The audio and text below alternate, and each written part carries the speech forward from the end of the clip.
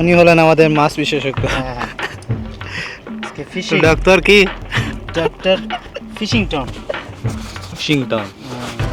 আজ ভাই প্রচুর প্রস্তুতি নিয়ে আসছে, মানে একদম প্রস্তুতি মানে আজকে একদম আগে চাটা খাইলো, তারপরে হ্যাঁ চাটা খাইলো। চা খাইয়া হ্যাঁ না আগে দূর পরে আসছেন নাকি? দোয়া দোস্ত পড়তে হবে, এখনো পড়তে হবে। শরীরে স্পিড আনতিব না, খানা মৎস্য মারিব খাইব শুইতে কি আনন্দ লাগছে।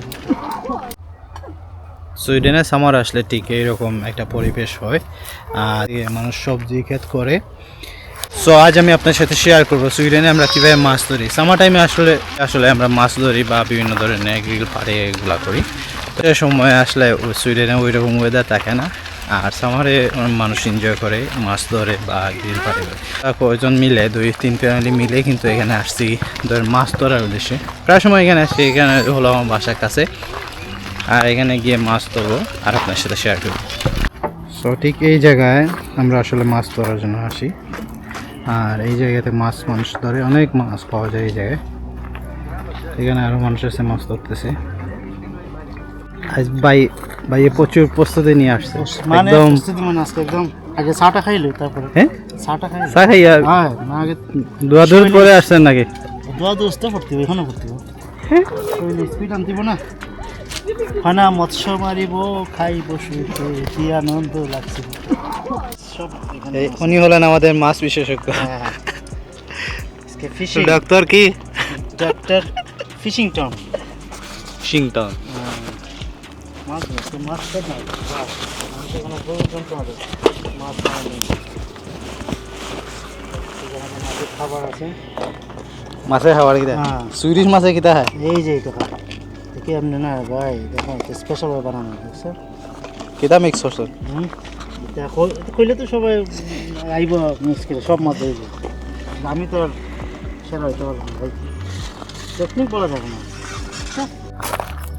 আরে ভাই খারাপ না, এই তো তুমি প্রায় তো 1 কেজি ভরে যাও, ভরে আজকে না ভরে বাহার যেতাম আজকে, চল। এই যে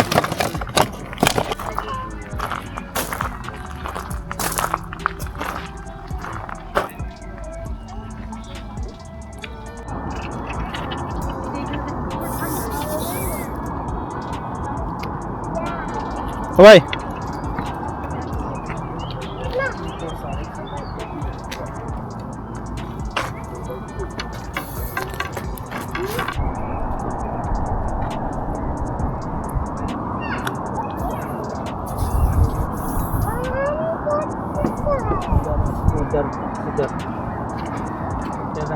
জি হাতে ধরো, পড়ে যাও।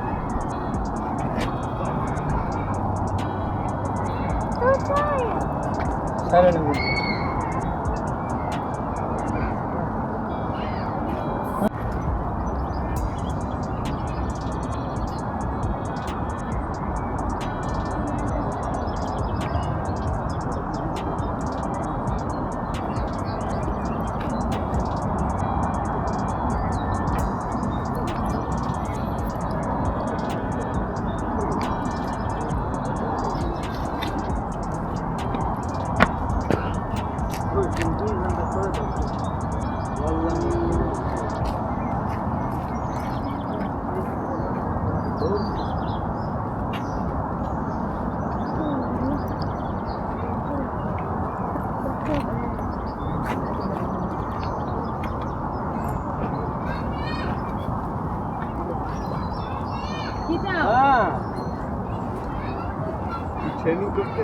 আগ না এক একটা না এক একটা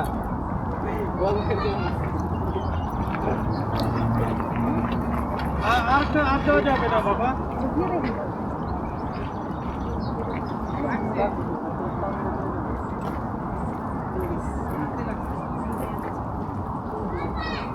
এই কি এখন দিয়ে শুরু করে দিস ওরা।